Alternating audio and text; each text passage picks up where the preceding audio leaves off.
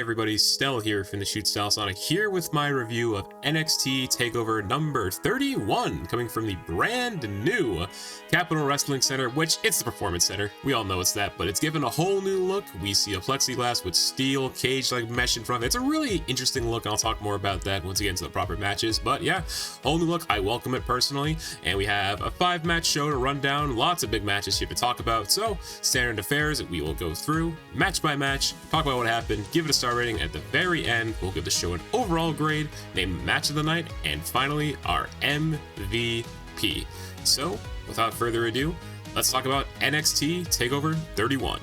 Opening the show, we have the NXT North American Championship match between the reigning champion Damian Priest taking on the valiant NXT person, the Wednesday Knight, as he calls himself, Johnny Gargano. This match has been building since TakeOver 30 happened back in August. Priest, he was able to rid Johnny out of the match and win the belt after he dealt with Cameron Grimes. And since then, it's been slowly building. It was announced by Regal on Twitter that these two would face off. I thought it was a little bit rushed, but these two have encountered before, and I think it was fine with what we got. So this match, this is a very fast work ready match, I would say, for the most part. Starts out pretty big. Priest dominates a lot of the early stages. A really good moment later on where he's going for like an old school type move. He walks the ropes, but Johnny counters and he slips through his legs through the ropes, and he holds Priest's arm and he dumps him to the floor. I thought that was a really inventive spot there, and that's where Gargano really tries to take advantage from there.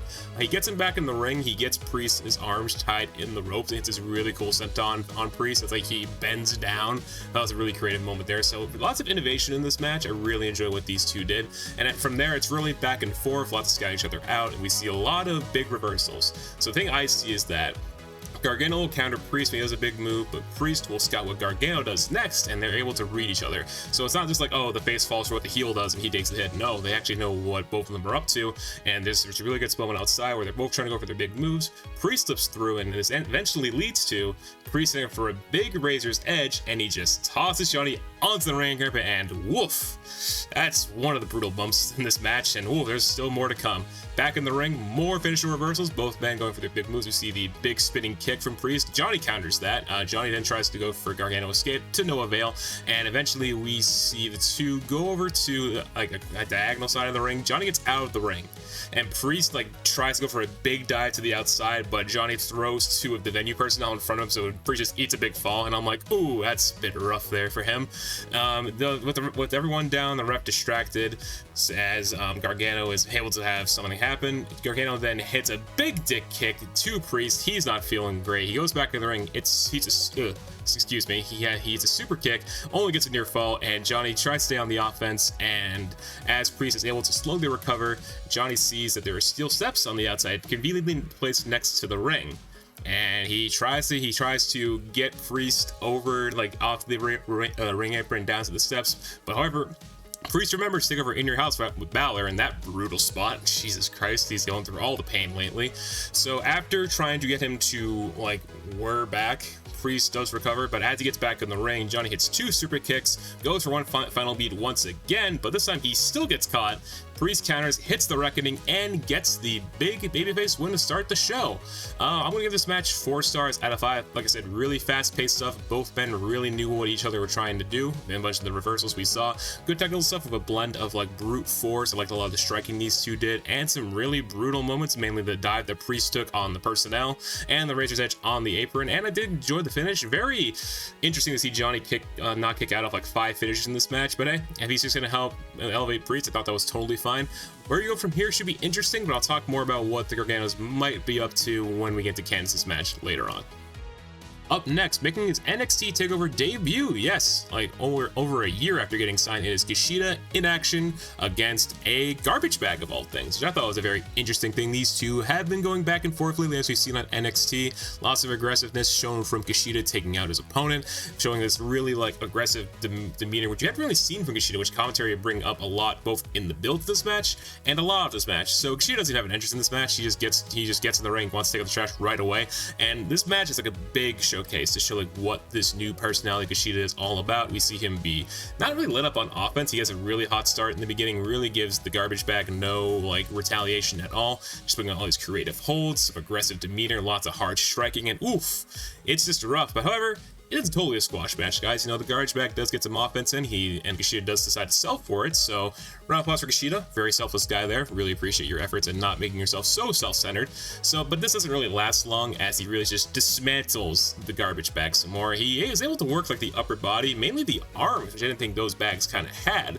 But you know, he works over the arms. The trash is screaming really loudly. It's entertaining stuff, as we all know what this idiot did outside of the ring. And eventually we see KUSHIDA and the garbage fight on top of the rope. The garbage bag tries to fly, but KUSHIDA intercepts him, puts on the hoverboard lock. He hasn't been for a bit because he's worked over the arm for a lot of this match, but the garbage tries to retaliate. He tries to get to the rope. Nope, KUSHIDA rolls back. He then tries to hit like one of his big signature moves on it, but KUSHIDA, he just takes the move and then he lays back down and just like sits on him, and he keeps the hoverboard locked on, and the trash person taps out. So very, very nice stuff there, but we're not done there, as after the bell, KUSHIDA keeps up the beating, keeps beating on him, just continues like just really wring that arm and probably keep him out of injury for another like at least 30 days. So I'm happy about this. Hope you all are too. Star rating, I'm gonna give this 3.25 stars out of 5. Great showing for KUSHIDA, and I really enjoyed how commentary really played this whole new demeanor about him. Again, the very aggressiveness, the limb-focused offense of KUSHIDA, really great stuff. And even like in the offense that he took, still looked pretty well. It's like I said, very selfless guy. I really appreciate him going out there working with a garbage bag of all things. So again, round of applause to him. So I'm excited to see where he goes from here. It's a really decisive way to end this program. I personally think he should go into the Cruiserweight division. And what a segue, because let's talk about that Cruiserweight title match up next. And here we are now with the Cruiserweight Championship match between the champion Santos Escobar taking on Isaiah Swerve Scott. These two have a lot of history going into this match, dating back to like the early summer in the Cruiserweight Invitational to determine a new Cruiserweight champion. We know that Swerve is the only man who has pinned Escobar so far in his time in WWE. He's gotten 2 wins over him, one in the aforementioned Cruiserweight Invitational, and then we had the street fight on NXT a couple weeks ago when we had Breezango team up with Swerve against Legado del Fantasma, which led to another pinfall for Scott. And yes, Scott really shows how much he knows Escobar at this point. He controls a lot of this match. This is a very babyface-centric match, and you know, he has all the big moves in. He's flying all over the place, slowing the match down with like rest holds and like, you know, keeping the match to his pace. And there's some back and forth here and there, but almost every time Swerve has the advantage, and after he hits a Rolling Thunder inside the ring, that's where the heel really starts to get desperate. And as he's dominating some more, we see Raul Mendoza and Joaquin Wilde run down to briefly distract him. But however, Swerve has a friend, as Ashante Adonis comes to fight Legado del Fantasma, but Swerve helps him, fight them off, and this actually does cost him a little bit as Escobar's just kind of waiting in the ring for him. And as he's trying to go for another Rolling Thunder, he misses, and that turns to a Phantom Driver from Escobar. We thought that'd be it, but no, Swerve kicks out. I mean, to be fair, Swerve's on like 80% of this match at this point, so yeah, I'm kind of wasn't too shocked that he kicked out. Then we see Swerve kind of get momentum back almost immediately. He hits the house call, and then he hits a 450, but Escobar kicks out of that. And I thought the house call was his finisher. Am I an idiot? Someone please correct me in the comments if it's not his finisher anymore. I always thought it was. But anyway, after that near fall, they then get onto the apron. This is where the finish comes in, as the two are like kind of going back and forth. Swerve gets shoved into the very like bottom turnbuckle, but however, earlier in the match, Escobar exposed that steel, and his head bounces off that. He's knocked loopy. They go back into the ring. Swerve is then hit with this. It's a really cool looking move. It's a double hook face buster as he like also knees him in the face on the way down. It's a really cool looking move, and that's the match. Escobar retains it all after a very physical, very fast-paced Cruiserweight match. I'm gonna give it 4 stars out of 5. Great showing for Swerve. I genuinely thought he might actually pull it off here, considering all the fire that he had. But once Legado del Fantasma came out and the turnbuckle spot happened at the end of the match, and it's like, okay, I see what's going on here. So that's 2 cheeky wins for Escobar. Is this feud over? Maybe. I can see them maybe doing another match in the upcoming Halloween Havoc NXT show we're doing at the end of the month. Maybe do a rematch of no disqualifications. Maybe. We'll see. But nonetheless, great showing from both. Really good stuff from Swerve, and maybe we'll see more from these two very soon. In your semi-main event, it is the NXT Women's Championship match between the current champion Io Shirai taking on her former friend and the transformed Poison Pixie Candice LeRae. These two have a lot of history. Obviously, these two used to be former friends. Io turned on Candice back in June of 2019. They had that great match at TakeOver Toronto, but now here we are with another TakeOver match between the two, this time for the championship, with the roles kind of reversed here. I've always seen Io as kind of a tweener, but in this case, she's kind of more of the de facto babyface, considering Candice is the obvious heel. Let's be real here, guys. This match, very back and forth. You see some callbacks to NXT TakeOver Toronto, as I mentioned. We see a lot of the spots we see there, but Candice is showing that she has learned from that, so that's very good. Commentary do mention that as well. And Candice starts to dominate after a little bit as she kind of reads Io's movement. She does the front flip taunt, but Candice sees that coming and hits her with a clothesline, and it's really Candice focused. She works on the upper body of Io throughout the match. Io finally gets an opening after LeRae misses a step-up senton, and then she's able to hit a 619 and also dropkick on LeRae, only a near fall. More back and forth stuff. The two continue to fight around the ring. We see a little bit of aggressive sides from both, lots of trading stuff, and LeRae then hits a big moonsault. That's one of her signature moves. I don't know if it's her finisher. Well, it used to be her finisher, I think. Io kicks out of that, and the two then get each other in cross faces. Io has it on, but then Candice moves into a Gargano escape. Spend some time in that, and Io gets the rope, and this actually leads to Candice when she lets go. She accidentally hits the ref, and he's loopy for a bit. And Io then takes advantage as Candice is confused. She goes to the moonsault, but Candice gets her knees up. And Io sells this move. She kind of goes like across the ring, which is kind of hilarious. As the ref gets knocked loopy, he goes outside of the ring, and while Io is like kind of like the same way as Candice, she's kind of surprised that this happened. Candice takes advantage. She takes down Io. She hits the Wicked Sister Stomp, which is her finisher, and she goes to the pin, but she probably gets like a 10 count as the referee's unconscious on the outside from the like collision with Io inside the ring. But then we see Johnny Gargano in a referee shirt run down. He goes for a fast count, and Io kicks out. Spent too much time there. Johnny should have been a little bit faster. You almost had it. We see some banter between Johnny and the referee as he regains consciousness, and as this happens, Candice hits Io with the NXT Women's title, because before that, Johnny brought the title into the ring, and now Candice decided to hit Io with it. It's kind of like in the abdomen area, maybe towards the head, and the referee notices. After that, she goes for the pin. Io kicks out again. Johnny's not happy on the outside. He kind of like freaks out and falls over, kind of like a Ric Flair bump. It's pretty hilarious stuff there. Io then hits a Spanish fly on the top rope, goes back up, hits the moonsault for the 1, 2, 3, and that's the match. Pretty solid stuff, but we're actually not done there, as there's some post-match stuff to talk about. As Io was celebrating in the ring, behind her on like the Capitol Wrestling Center Tron they have in the crowd, Toni Storm appears. Very interesting development there, as she announced that she'll be back in NXT very soon. So no NXT UK for Toni Storm. Interesting stuff there, so we know she'll be coming back. And at the end of the segment, no, as there is actually more to this. So the ominous biker night vision goggle vignette plays again, and then it shows the Performance Center, which is where this new facility is actually what it is in reality. And then we see the person walk into the building. They come onto the stage. They have like take a moment to get off their biker helmet, but then they reveal themselves to be Ember Moon. We haven't seen her in like a good year now, since like I think her last match was on Raw in 2019, I want to say. She used to be on SmackDown, but now here she is back in NXT. The two stare down. Ember is very happy to be there, obviously coming back from injury. You feel very good about that, and then you fade to black.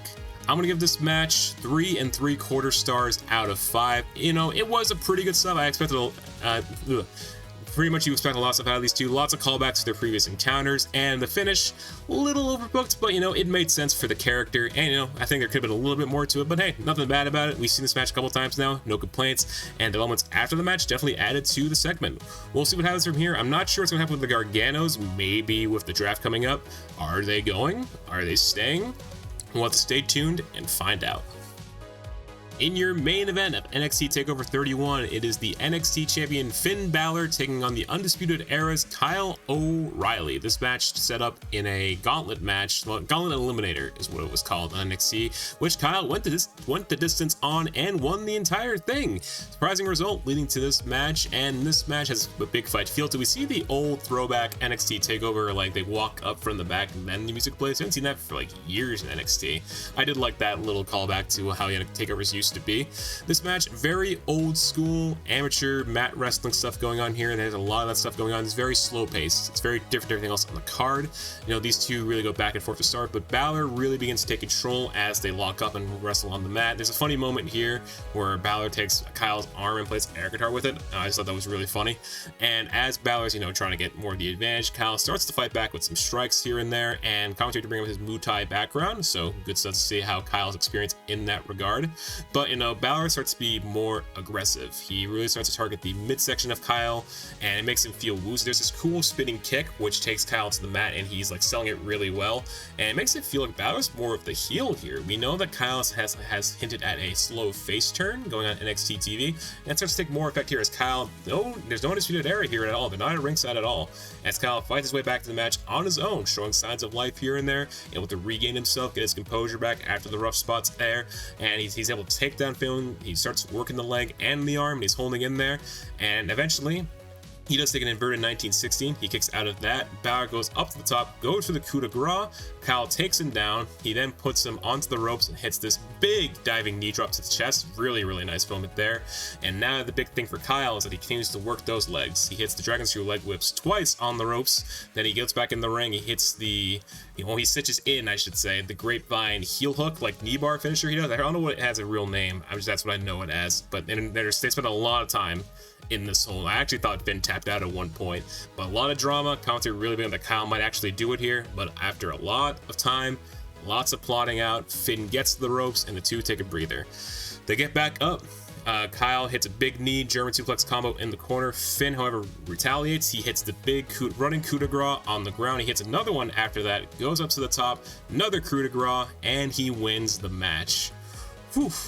Great match. We'll get to the rating in just a little bit, but there's actually more to this. After the match, the two stand up, they show each other respect, they shake each other's hands, and then the logo comes up in the corner to end the show, but the camera pans over the ringside. Who is that?